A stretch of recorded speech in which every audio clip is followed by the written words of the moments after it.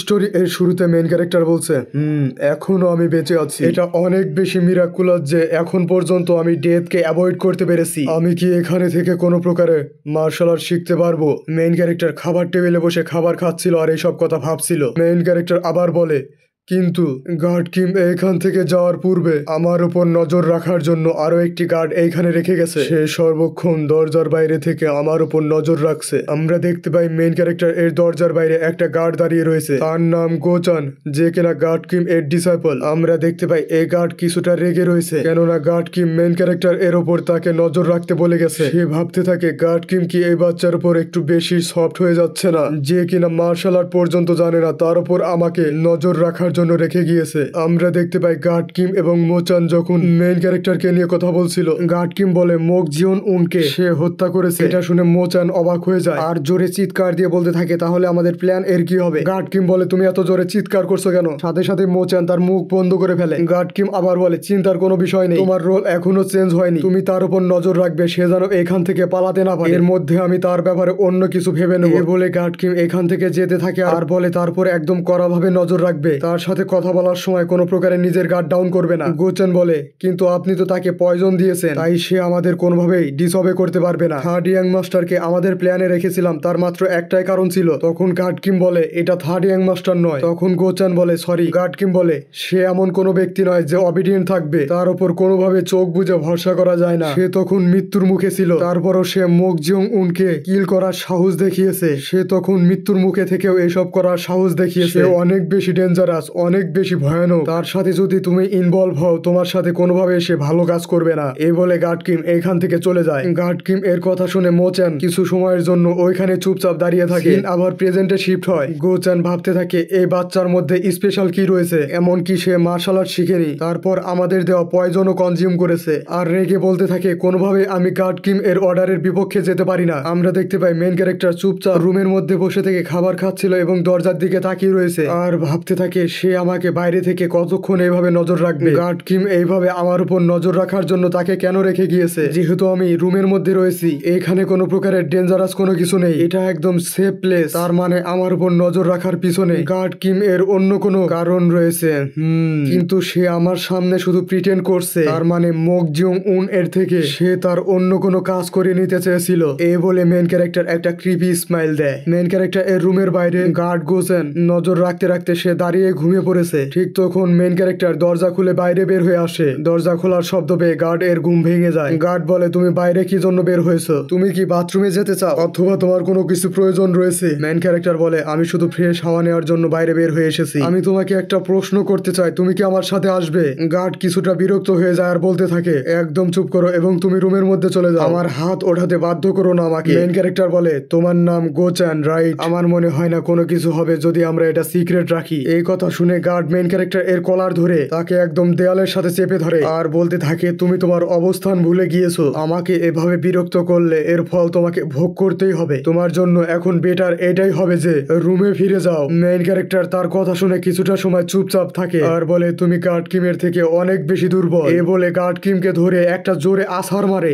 Guard Kim main ক্যারেক্টারকে যেভাবে তুলে আছাড় মেরেছিল একদম হুবহু সেইভাবে গার্ডকে আছাড় মেরে মেইন ক্যারেক্টার তার হাত পিছন দিকে নিয়ে মাটির সাথে চেপে ধরে এবং তার প্রেসার পয়েন্ট ব্লক করে দেয় যাতে গার্ড কোনো প্রকারের মুভমেন্ট না করতে পারে। গার্ড নিচে পড়ে থাকে আর ভাবতে থাকে আমি আমার বডিকে মুভমেন্ট করাতে পারছি না, তার মানে কি সে কি আমার প্রেসার পয়েন্ট ব্লক করে দিয়েছে? এই বাস্টার্ড এটা আমাদের থেকে লুকিয়েছে যে সে মার্শাল আর্ট শিখেছে, সে একজন মার্শাল আর্টিস্ট। মেইন ক্যারেক্টার গার্ডের পিঠের উপর উঠে বসে থাকে আর বলে তুমি এখনো মুভ করছো, আমি কি ভুল করেছি নাকি? আমি শুধু কপি করেছি। গার্ড কিম সেদিন আমার উপর যে টেকনিক ইউজ করেছিল এটা একদমই ইজি না। এ বলে মেইন ক্যারেক্টার আবার প্রেসার পয়েন্ট হিল করতে থাকে। গার্ড মনে মনে ভাবে হোয়াট দ্য হেল, সে কি বলছে? তার মানে সেই টেকনিক একবার দেখে কপি করছে, তার মানে গার্ড কিম একদমই সত্যি বলেছিল। আমরা দেখতে পাই গার্ড এর চোখে মেইন ক্যারেক্টার এখন একটা পিওর ডেভিল এর মতো লাগছিল। গার্ড বলতে থাকে এই বাচ্চা অনেক বেশি ডেঞ্জারাস। গার্ড বলে তুমি কি এটা ভুলে গিয়েছো, তোমাকে পয়জন দেওয়া হয়েছে? তুমি কি গার্ড কিম এর মুখ থেকে এটা শুনুনি সে পয়জন যদি রেগুলার নিউট্রালাইজ না করা যায় তাহলে তোমার চোখ মুখ নাক কান দিয়ে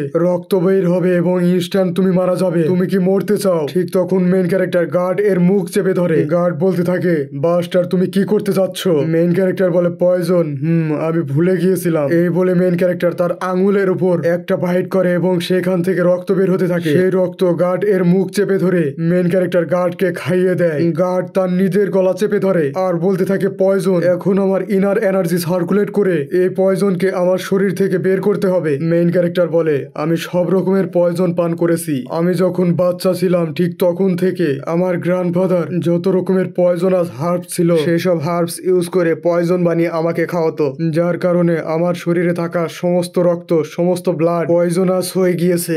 এই কথা বলে মেইন ক্যারেক্টার গার্ডকে একটা জোরে লাথি মারে আর মেইন ক্যারেক্টার বলে, যে কোনো হার্বসই টেস্ট অথবা স্মেল করে বলে দিতে পারবো যে এটা কি ধরনের হার্বস। আর বেশিরভাগ ক্ষেত্রে তো কোনো প্রকারের পয়জন আমার শরীরে কাজই করে না, তাই আমার কোনো পয়জন নিউট্রালাইজার এর প্রয়োজন নেই। এই কথা বলে মেইন ক্যারেক্টার গার্ড এর দিকে ক্রিপি স্মাইল দিয়ে হাসতে থাকে। ও হ্যাঁ, আমি তোমাকে একটা প্রশ্ন জিজ্ঞেস করতে চেয়েছিলাম। তুমি আমাকে এখন মোকসড ম্যানর এর সম্পর্কে বলো। যাই হোক, আমি সেই একমাত্র ব্যক্তি, তাছাড়া এমন কেউ নেই যে আমার ব্লাড এর পয়জন নিউট্রালাইজ করতে পারবে। আমি শিওর যে তুমি আমাকে ভুল তথ্য দেওয়ার সাহস দেখাবে না।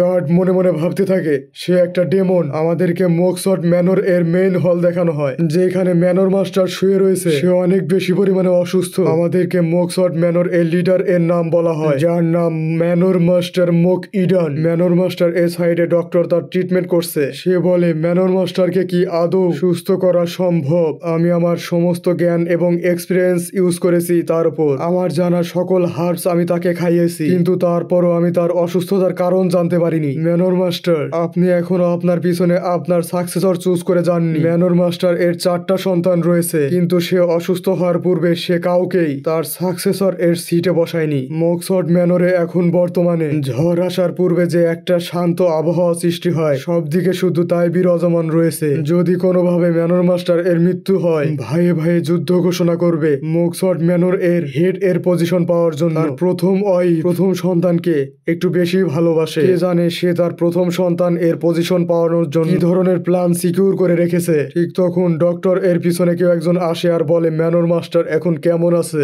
আমরা দেখতে পাই এটা আর কেউ নয়, ম্যানর মাস্টার এর প্রথম স্ত্রী লেডি সিওক এইখানে চলে এসেছে। তাকে দেখে ডক্টর বলে, মাই লেডি, আপনি আমার গ্রিটিংস নেবেন। লেডি সিওক বলে, আমি জিজ্ঞেস করেছি তার অবস্থা এখন কেমন। আমি অনেক বেশি দুঃখিত আমার জ্ঞানের স্বল্পতার কারণে। আমি এখনো তার অসুস্থতার কারণ কি তা খুঁজে বের করতে পারিনি। এটা আমার দেখা সবচেয়ে বেশি স্ট্রেঞ্জ একটা ব্যাপার। লেডি সিওক বলে, অ্যাজ এক্সপেক্টেড, সবাই শুধু এটাকে মিস্ট্রি হিসেবে বলেছে, কেউ এখনো এই রোগের কারণ এক্সপ্লেন করতে পারেনি। আমার মনে হয় না যে এখানে আমার কাছে আর দ্বিতীয় কোনো অপশন রয়েছে। তার উপর সামনিস্টিক আর্ট ইউজ করতেই হবে। ডক্টর বলে, ইওর হাইনেস, সামনিজম একটা ফলস বিলিফ ছাড়া আর কিছুই নয়। আপনি কিভাবে এটা বিশ্বাস করতে পারেন? লেডি সিওক বলে, তাহলে কি আমি বসে বসে আমার হাজবেন্ড এর মৃত্যু দেখবো নাকি? ডক্টর বলে, সরি আমি এটা বলতে চাইনি। লেডি সিওক বলে, এ সম্পর্কে আমি আর বেশি কিছু শুনতে চাই না। আমি অলরেডি একজন শামনকে এখানে ডেকেছি, সে এসে এই ইলনেস এর কারণ খুঁজে বের করবে। তুমি এখন এখান থেকে বের হয়ে যাও। এই বলে লেডি সিওক তার দাসীদের দ্বারা ডক্টরকে এখান থেকে বের করে দেয় আর বলে, আমাদের কাছে শামন আছে ম্যানর মাস্টার এর ইলনেস কিওর করার জন্য, তাই তোমরা মেইন হলে আর কাউকে প্রবেশ করতে দিবে না। একটা ছোট মাসিও যেন এখানে আর না আসতে পারে। আমরা দেখতে পাই গার্ড মেইন ক্যারেক্টারকে এইসব কাহিনী এতক্ষণ বলছিল।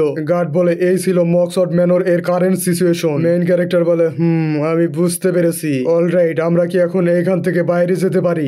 গার্ড বলে, আপনি এখন কোথায় যেতে চাচ্ছেন? আপনি কোথায় যাবেন? মেইন ক্যারেক্টার একবার মেইন হলের দিকে তাকায় আর বলে, আমি এখন মেইন হলে গিয়ে ম্যানর মাস্টার এর সাথে দেখা করব। মেইন ক্যারেক্টার এর মাথায় কি চলছে এখন, ম্যানর মাস্টার এর সাথে কি করতে চায় জানতে হলে নেক্সট এপিসোড এর জন্য অপেক্ষা করুন। ভিডিও ভালো লেগে থাকলে ভিডিওতে একটা লাইক এবং চ্যানেল সাবস্ক্রাইব করে যাবেন। ধন্যবাদ।